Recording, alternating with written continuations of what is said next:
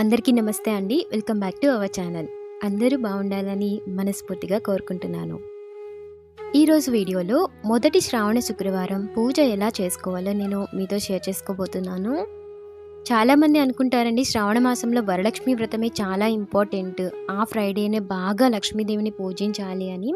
కానీ మిగిలిన శుక్రవారాలు కూడా అమ్మవారిని నిష్ఠగా పూజించుకుంటే చాలా చాలా మంచిదండి. అందులో మొదట వచ్చే శుక్రవారం అంటే కొంతమందికి రెండవ శుక్రవారం అంటే పౌర్ణమికి ముందు వచ్చే శుక్రవారం నాడు వ్రతం చేసుకోవడం కుదరకపోతే మొదటి శుక్రవారమే వ్రతం చేసేసుకుంటారండి.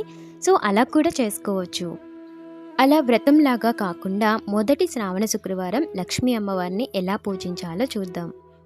అలాగే శుక్రవారం నాడు అమ్మవారికి తప్పనిసరిగా పెట్టాల్సిన నైవేద్యం, ఆ రోజు కొన్ని చిన్న చిన్న నియమాలు పాటించాలండి. సో ఆ నియమాలు ఏంటో కూడా ఈరోజు వీడియోలో చెప్తాను. అలాగే ఈ శ్రావణ శుక్రవారం లక్ష్మీ అమ్మవారిని పూజించేటప్పుడు వాడవలసిన ముఖ్యమైన పూజా ద్రవ్యాలు ఏంటో కూడా ఈ వీడియోలో చెప్తానండి. ఈ శ్రావణ మాసంలో వచ్చే ప్రతి శుక్రవారం కూడా అమ్మవారికి విడిగా పీఠాన్ని ఏర్పరచుకొని పూజ చేసుకుంటే చాలా చాలా మంచిదండి. కానీ అందరికీ అలా అవైలబిలిటీ ఉండదు కదా. సో అలా లేని వాళ్ళు పూజా మందిరంలో చేసుకోండి. ఒకవేళ ఉన్నట్లయితే తప్పకుండా పీఠం వేసుకొని లక్ష్మీదేవిని పూజించండి, చాలా మంచిది. సో మీరు వేసుకునే పీఠం పైన తప్పకుండా క్లాత్ వేసుకోవాలి. ఆ క్లాత్ పైన అమ్మవారిని ఫోటో కానీ విగ్రహాన్ని కానీ పెట్టుకొని పూజించాలి. అలాగే ఆ పీట కింద ముగ్గు తప్పనిసరిగా వేసుకోవాలండి. ఇక్కడ నేను అమ్మవారిని పెట్టుకోవడం కోసం ఒక చిన్న పీటని అరేంజ్ చేసుకుంటున్నానండి. ఇది ఆల్రెడీ మీకు పాత వీడియోస్లో చూపించాను. సో ఇలా పీట రెడీ చేసుకొని పద్మం ముగ్గు వేసుకొని దానిపైన అమ్మవారి విగ్రహం పెట్టుకుంటున్నాను. ఈ పూజ ఏ సమయానికి చేయాలి అంటే మీరు మామూలు రోజుల్లో మీకు కుదరక తెల్లవారిన తర్వాత చేసుకున్న శ్రావణ మాసంలో వచ్చే శుక్రవారాలు మాత్రం తెల్లవారుజామున లేచి పూజ చేసుకోండి, చాలా మంచిది. బ్రహ్మముహూర్తంలో చేసే పూజ ఎంత ఇంపార్టెంటో అందరికీ తెలిసిందే కదండి. ఆ టైంలో చాలా పాజిటివ్ ఎనర్జీ ఉంటుంది. అంతేకాదండి కొన్ని ముఖ్యమైన రోజులు మనకి మళ్ళీ మళ్ళీ రావు. సంవత్సరానికి ఒక్కసారి మాత్రమే వచ్చే ఈ 4 శుక్రవారాలు నిష్ఠగా తెల్లవారుజామున లేచి అమ్మవారి పూజ చేసుకుంటే చాలా మంచి ఫలితాలు ఉంటాయి. అలా అంత ఎర్లీ మార్నింగ్ మనకి పూజ పూర్తవ్వాలి అంటే ఇంట్లో పనులు కూడా ఉంటాయి కదండి. తప్పనిసరిగా ఇల్లంతా శుభ్రం చేసుకున్నాకే అమ్మవారిని పూజ చేసుకోవాలి కాబట్టి ఇంటిలో పనులన్నీ కూడా ముందు రోజు నైట్ కంప్లీట్ అయ్యేలాగా చూసుకోండి. వీలైనంత వరకు మీరు నైట్ పనులన్నీ అయిపోయి నిద్రపోయే టైంకి వాకిలి కడిగి ముగ్గు పెట్టేసేయడం, అలాగే ఇంటిని మాప్ పెట్టేసుకోవడం, మీకు పూజకి మార్నింగ్కి కావాల్సినవన్నీ కూడా సిద్ధం చేసుకోవడం, అలాగే పూజ సామాన్లు కూడా క్లీన్ చేసుకొని ఉంచుకోవడం, ఈ పనులన్నీ ముందు రోజు నైట్ చేసుకుంటే ఎర్లీ మార్నింగ్ పూజ తప్పకుండా పాసిబుల్ అవుతుందండి. చాలామంది ఎర్లీ మార్నింగ్ పూజ లేట్ అవ్వడానికి కారణం ఇంటి పనులన్నీ కూడా మార్నింగ్ చేసుకోవడం అండి. ఎంత లేదనుకున్నా ఈజీగా ఒక 1 అవర్ అయినా సరే ఇంటి పనులకి టైం అయిపోతుంది. సో క్లీనింగ్ సెక్షన్ ఏదైనా సరే నైటే పూర్తి చేసేసుకోండి. జస్ట్ మార్నింగ్ లేవగానే బ్రష్ చేసి స్నానం చేసేసుకొని పూజ చేసుకునేలాగా ఉంటే తప్పకుండా ఎర్లీ మార్నింగ్ పూజ ఎవరైనా చేసుకోగలరండి.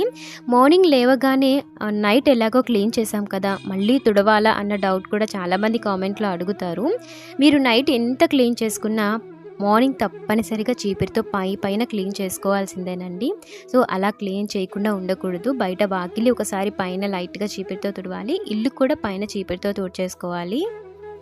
దానికి ఎక్కువ సమయం పట్టదు కదా. సో మనందరికీ తెలిసిందే. అలా నైట్ అంతా క్లీన్ చేసుకున్నాక మార్నింగ్ హెడ్ బాత్ చేసి మిగిలిన రోజుల్లా కాకపోయినా ఈ శ్రావణ శుక్రవారాలు 4 వారాలు మంచి చీర కట్టుకోండి. అంటే బ్లాక్ కలవకుండా ఉండేలాగా శారీ కట్టుకొని చేతుల నిండా గాజులు వేసుకొని ఉదయాన్నే కాళ్ళకి పసుపు రాసుకొని మంగళసూత్రానికి పసుపు రాసుకొని ఒక ముత్తైదులాగా రెడీ అయిన తరువాత ముందుగా మనం నీట్గా రెడీ అయ్యాక అప్పుడు అమ్మవారిని పూజిస్తే చాలా మంచిదండి. ఇంకా అమ్మవారిని పూజించడం కోసం ఏ ఫోటో అయినా పెట్టుకోవచ్చండి. మీ దగ్గర అష్టలక్ష్మి ఫోటో ఉంటే ఆ ఫోటో పెట్టుకోవచ్చు, లేదా లక్ష్మీనారాయణలు ఇద్దరు కలిసి ఉన్న ఫోటో పెడితే చాలా మంచిదండి. లేదు ఓన్లీ లక్ష్మీదేవి ఫోటో ఉన్నట్లయితే అదైనా సరే పూజలో పెట్టుకోవచ్చు. మీ దగ్గర విగ్రహం ఉన్నట్లయితే అమ్మవారి విగ్రహం పెట్టుకొని ఆ విగ్రహానికే పూజ చేసుకోండి, చాలా మంచిది విగ్రహానికి పూజ చేసుకుంటే. ఒకవేళ విగ్రహం లేకపోతే చిన్న పసుపు ముద్దతో చేసిన గౌరీదేవిని చేసుకొని అందులోకి లక్ష్మీదేవిని ఆవాహం చేసుకొని పూజ చేసుకోవచ్చు. వీలైనంత వరకు శుక్రవారం నాడు వెండి దీపారాధన అంటే వెండి ప్రమిదలో ఆవు నెయ్యి వేసి దీపారాధన చేయండి. చాలా చాలా శ్రేష్టం వెండి ప్రమిదలో ఆవు నెయ్యి దీపారాధన. కుదరని పక్షాన ఏదైనా వెలిగించవచ్చండి. అలాగే పూజ ఎలా చేసుకోవాలో చూద్దాము. షోడశోపచారాలతో అమ్మవారిని పూజించడం వచ్చిన వాళ్ళు ఆ పూజ చేసుకుంటే చాలా మంచిదండి. షోడశ పూజ అంటే 16 ఉపచారాలతో అమ్మవారికి చేసే పూజ. నేను చాలా వీడియోస్లో చెప్పానండి. వీలైతే కింద లింక్ డిస్క్రిప్షన్లో ఇస్తాను, ఒకసారి చెక్ చేయండి. చాలా సింపుల్గా చేసుకోవచ్చు. మీరు 1-2 సార్లు చేసినట్లయితే మీకు నోటెడ్ అయిపోతుంది. చక్కగా మనసు పెట్టి శ్రద్ధగా చేసుకోవచ్చండి. ఆ పూజ చేస్తే దైవానికి చాలా దగ్గర అవుతున్నట్లుగా అనిపించింది మనకి. ఒకవేళ ఆ పూజ చేయడం రాని వాళ్ళు పంచోపచార పూజ చేసుకోవచ్చు. అంటే 5 ఉపచారాలతో లక్ష్మీదేవిని పూజించడం. ఈ రెండింట్లో ఏ పూజ చేసుకున్నా అమ్మవారికి అష్టోత్తరం మాత్రం తప్పనిసరిగా చేయాలండి. ఈ 4 శుక్రవారాలు కూడా లక్ష్మీదేవి అష్టోత్తరం చదువుకోండి. అష్టోత్తరం చేసేటప్పుడు ఊరికే చదివేయకూడదండి. వీలైతే 108 పువ్వులు ఉన్న వాళ్ళైతే ఆ పువ్వులు వేస్తూ అమ్మవారి దగ్గర ఉంచుతూ అష్టోత్తరం చేసుకోవాలి. లేదంటే అక్షింతలతో అయినా అష్టోత్తరం చేయొచ్చు. కుంకుమతో చేస్తే ఇంకా మంచిదండి. అమ్మవారికి ఎదురుగా విగ్రహం ఉన్నట్లయితే డైరెక్ట్గా విగ్రహం పాదాల దగ్గర కుంకుమ వేస్తూ అష్టోత్తరం చేసుకోవచ్చు. ఒకవేళ విగ్రహం లేకపోతే గౌరీదేవి పైన కొంచెం కొంచెం కుంకుమ వేసుకుంటూ అష్టోత్తరం చేసుకోవచ్చండి. లేదు ఫోటో ఉన్న వాళ్ళైతే అక్షింతలతో చేసుకోవచ్చు. లేదా ఒక ప్లేట్లో కుంకుమ పూజ చేసుకుంటూ కూడా అష్టోత్తరం చేయొచ్చు. అష్టోత్తరం అయితే తప్పనిసరిగా చేసుకోవాలి. కొంతమంది జాబ్కి వెళ్ళే వాళ్ళు ఉంటారు, ఇంట్లో పిల్లలతో హడావిడి ఉన్న వాళ్ళు ఉంటారు కదా. సో అలాంటి వాళ్ళు అష్టోత్తరం ఒకటి చదువుకుంటే సరిపోతుందండి. లేదు ఇంకా టైం ఉంది, ఇంకాసేపు మేము పూజ చేసుకోగలం అనుకునే వాళ్ళు అమ్మవారికి స్తోత్ర పారాయణాలంటే చాలా ఇష్టం అండి. అందులో ముఖ్యమైనవి కనకధార స్తోత్రం. తప్పకుండా ఇంట్లో ఆర్థిక పరిస్థితి మెరుగుపడే దారి కనిపిస్తుందండి. సో ఈ కనకధార స్తోత్రం ప్రతి శుక్రవారం వీలైనంత వరకు చదువుకోండి. అది కొంచెం కష్టంగా ఉంటుంది. చదవడం రాని వాళ్ళు కనీసం ఫోన్లో ప్లే చేసుకుంటూ వింటూ ఉంటే మనసు చాలా ప్రశాంతంగా అనిపిస్తుందండి. అంత పవర్ఫుల్ ఆ కనకధార స్తోత్రం. అలాగే మహాలక్ష్మి అష్టకం ఉంటుంది కదా, అది చదువుకోవచ్చు. అది ఎవరైనా చదివేయచ్చండి. అలాగే శ్రీ సూక్తం ఉంటుంది. శ్రీ సూక్తం కూడా చాలా చాలా మంచిదండి. చదవడం రాని వాళ్ళు ప్లే చేసుకుంటూ పూజ చేసుకోవచ్చు. ఇలా వీలైనంత వరకు స్తోత్ర పారాయణాలు కూడా తప్పనిసరిగా చేసుకోవాలండి శుక్రవారం నాడు. తెల్లవారుజామున పూజ అంటే మామూలు విషయం కాదండి. అందులో చాలా శక్తి ఉంటుంది. ఎంత ఎనర్జీ వస్తుందో ఒక్కసారైనా మీరు చేసి చూడండి, మీకు అర్థమవుతుంది. వీలైనంత వరకు మనకి తెల్లవారే లోపు అంటే 5 to 6 లోపు మన పూజ పూర్తి అవ్వాలి అంటే ఎర్లీ మార్నింగ్ 4కి కానీ 3కి కానీ తప్పకుండా లేవాలండి. ఆ టైంకి లేస్తేనే మనకి పూజ అనేది తెల్లవారేలోపు పూర్తవుతుంది. అప్పుడే మనకి అంత మంచి ఎనర్జీ అనేది లభిస్తుంది. మన మనసుకి ఎంత పీస్ఫుల్గా అనిపిస్తుందో ఒక్కసారి మీరు తెల్లవారుజామున పూజ చేసి చూడండి, మీకే అర్థమవుతుంది. దీపారాధన చేసుకున్న తరువాత దీపాలలో వీలైనంత వరకు సుగంధ ద్రవ్యాలు వేయడానికి ప్రయత్నించండి. చాలా మంచి సువాసన వస్తుంది. ఇల్లంతా కూడా స్ప్రెడ్ అవుతుందండి ఆ సువాసన. జవ్వాది పౌడర్ కానీ లిక్విడ్ కానీ దీపంలో కొంచెమైనా వేసినట్లయితే మంచి సువాసన వస్తుంది. అలాగే అమ్మవారికి నైవేద్యంగా ఏం సమర్పించాలి? ఈ 4 శుక్రవారాలు ఏదో ఒక వండిన నైవేద్యాన్ని అమ్మవారికి పెట్టండి. అంటే ఆవు పాలతో చేసిన పరమాన్నం అంటే లక్ష్మీదేవికి చాలా ఇష్టం అండి. ఆవు పాలు దొరకని పక్షాన ఏ పాలైనా సరే ఉపయోగించి అమ్మవారికి పరమాన్నం ఉండి నైవేద్యంగా పెట్టాలి. లేదంటే పులిహోర కానీ దధ్యాన్నం కానీ ఏదైనా సరే నైవేద్యంగా తప్పకుండా వండి సమర్పించుకోవాలి. అంత ఎర్లీ మార్నింగ్ వండి పూజ చేసుకోవడానికి ఎక్కడ అవుతుందండి, తెల్లవారిపోతుందేమో అని కొంతమంది అనుకుంటారు. స్నానం చేసిన వెంటనే మీరు ఎప్పుడైతే రెడీ అవుతారో రెడీ అయిన వెంటనే స్టవ్ ఆన్ చేసి పొంగలి పెట్టేసుకోండి. అంటే పాలు బియ్యం కలిపి స్టవ్ మీద పెట్టేసుకుంటే మీరు పూజ దగ్గర అన్నీ సిద్ధం చేసుకునే లోపు ఖచ్చితంగా పరమాన్నం రెడీ అయిపోతుందండి. సో నేనైతే అలానే చేసుకుంటాను. నేను స్నానం చేసిన వెంటనే ముందు స్టవ్ ఆన్ చేసుకొని పరమాన్నం సిద్ధం చేసుకోవడానికి పాలు బియ్యం కడిగేసి స్టవ్ మీద పెడతాను. నేను మొత్తం రెడీ చేసుకునే లోపు బియ్యం ఉడికిపోతాయి. అప్పుడు నేను బెల్లం వేసి కొంచెం ఆవు నెయ్యి వేసి స్టవ్ ఆఫ్ చేస్తాను. ఈ లోపు నాకు అన్నీ సిద్ధమైపోతాయండి పూజకి. పరమాన్నం కూడా అమ్మవారికి నైవేద్యంగా పెట్టి పూజని ప్రారంభిస్తాను. ఇలా చేసుకుంటే నైవేద్యం కూడా తొందరగా రెడీ చేసుకోవచ్చు. ఏ నైవేద్యం వండినా ఆవు నెయ్యి తప్పనిసరిగా వేయాలి. ఈ ప్రత్యేకంగా వండిన నైవేద్యాన్ని అమ్మవారికి సమర్పించుకున్న తర్వాత పూజ మొత్తం పూర్తయ్యాక ధూపం వేసేటప్పుడు అగరబత్తి వెలిగించడం కాకుండా కొంచెం ఓపిక చేసుకొని స్టవ్ మీద కొబ్బరి చిప్పని కాల్చి ఇల్లంతా కూడా ధూపం తప్పకుండా వేసుకోండి. అలా వీలు పడినప్పుడు మనకి బయట కబ్దూబ్ స్టిక్స్ అమ్ముతున్నారు కదా పెద్దవి, అవి తెచ్చుకొని అది మొత్తం కాలిన తర్వాత అందులో సాంబ్రాణి వేసుకున్నా సరే మనకి ధూపం చాలా బాగా వస్తుందండి. ఈ ధూపం వేయడం అనేది చాలా మంచిదండి. ఇంట్లో ఉన్న నెగిటివ్ ఎనర్జీ మొత్తం కూడా బయటికి వెళ్ళిపోతుంది. చాలా పాజిటివ్నెస్ ఉంటుంది. ఇంటి మొత్తం 4 మూలలా కూడా సాంబ్రాణి ధూపం తప్పకుండా వేయాలి.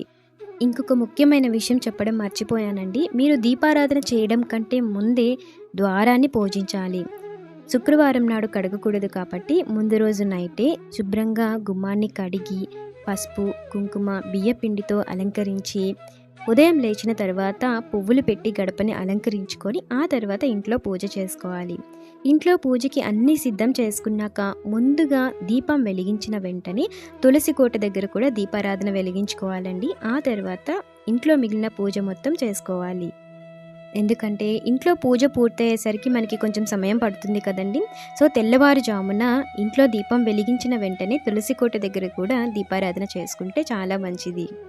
అలాగే తులసి కోటని కూడా శుక్రవారం రోజు అస్సలు క్లీన్ చేయకండి. ముందు రోజే క్లీన్ చేసుకొని పసుపు, కుంకుమ బొట్లు పెట్టుకొని ఉంచుకోవాలి. ఉదయాన్నే దీపారాధన చేసుకొని ఆ తర్వాత ఇంట్లో మిగిలిన పూజ చేసుకోవచ్చు. అలాగే ఇక ఉపవాస నియమానికి వస్తే చాలామంది శ్రావణ శుక్రవారాలు ఒంటిపూట భోజనం చేస్తారండి. కొంతమంది రోజంతా కూడా ఉపవాసం ఉంటారు. చాలామంది నెల మొత్తం కూడా లక్ష్మీదేవిని పూజించాలి అనుకునే వాళ్ళు మాంసాహారం అస్సలు తినరండి. సో అలా ఉండలేని వాళ్ళు కనీసం శ్రావణ శుక్రవారాల్లో మాంసాహారం అస్సలు తీసుకోకూడదు. అలాగే లక్ష్మీ పూజ శ్రావణ శుక్రవారాల్లో చేసుకునే వాళ్ళు బ్రహ్మచర్యాన్ని తప్పకుండా పాటించాలి.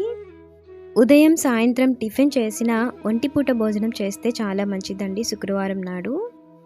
ఇలా పూజ అంతా పూర్తయిన తర్వాత ఇక మీకు సమయం దొరికినప్పుడు దగ్గరలో ఉన్న లక్ష్మీ అమ్మవారి గుడికి వెళ్ళి అమ్మవారి దర్శనం కూడా చేసుకుంటే చాలా మంచిది. అంతేకాదండి, ఓన్లీ వరలక్ష్మి వ్రతం చేసుకున్నప్పుడే కాదు, ఈ శ్రావణ శుక్రవారాల్లో కూడా మీరు ఎవరైనా ముత్తైదులకి తాంబూలాలు ఇవ్వచ్చు. మీకు దగ్గరలో ఉన్నవాళ్ళు, ఇంటి చుట్టుపక్కల ఉన్న వాళ్ళు కానీ ఎవరైనా సరే ఒక్కరికి కానీ ముగ్గురికి కానీ మీరు ఎంతమందికైనా సరే తాంబూలం ఇవ్వచ్చు. వీలైతే జాకెట్ ముక్కలు పెట్టి తాంబూలం ఇవ్వచ్చండి. అలా ఇవ్వలేని వాళ్ళు కనీసం పళ్ళైనా సరే తాంబూలంగా ఇవ్వచ్చు.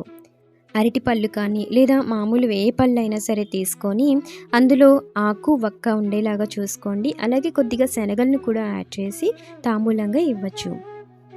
ఇలా తాంబూలం ఇచ్చి వాళ్ళ ఆశీర్వాదం తీసుకుంటే చాలా మంచిది. ఉదయం ఈ విధంగా పూజ చేసుకున్న తర్వాత సాయంత్రం కూడా లక్ష్మీ అమ్మవారిని పూజించాలండి. దానికి కూడా ఒక సమయం అంటూ ఉంది. అంటే తెల్లవారుజామున బ్రహ్మముహూర్తంలో చేసే పూజ ఎంత ఇంపార్టెంటో ఈవినింగ్ 6 గంటల సమయంలో చేసే పూజ కూడా అంతే ఇంపార్టెంట్ అండి. సో సాయంత్రం 6 అవుతుందనగా ఇంట్లో దీపారాధన వెలిగి పూజ చేస్తూ ఉండాలి. ఆ టైంలో ధూపం వేస్తే కూడా చాలా మంచిది. అలాగే ఇంకా చాలా మందికి వచ్చే డౌట్ ఏంటంటే మార్నింగ్ చేసినట్లుగానే సాయంత్రం కూడా పూజ చేయాలన్న డౌట్ వస్తుంది కదా. సాయంత్రం చాలామంది చిన్నపిల్లలు ఉన్న వాళ్ళు ఉంటారు, ఇంట్లో ఎక్కువగా పనులు ఉన్న వాళ్ళు ఉంటారు. అలాంటి వాళ్ళు మామూలుగా దీపారాధన చేసుకొని అమ్మవారికి పంచ ఉపచారాలు సమర్పించుకొని ఎక్కువగా ఇంటి మొత్తం కూడా సాంబ్రాణి ధూపం వేసుకుంటే సరిపోతుందండి. లేదు ఇంకాసేపు మేము పూజ చేసుకోగలము, మాకు టైం ఉంటుంది అనుకునే వాళ్ళు స్తోత్ర పారాయణాలు సాయంత్రం పూట షోడశ పూజ చేయకపోయినా, అష్టోత్తరాలు చదవకపోయినా చిన్న స్తోత్రాలు ఉంటాయి కదండి, వాటిని పారాయణం చేసుకోవచ్చు.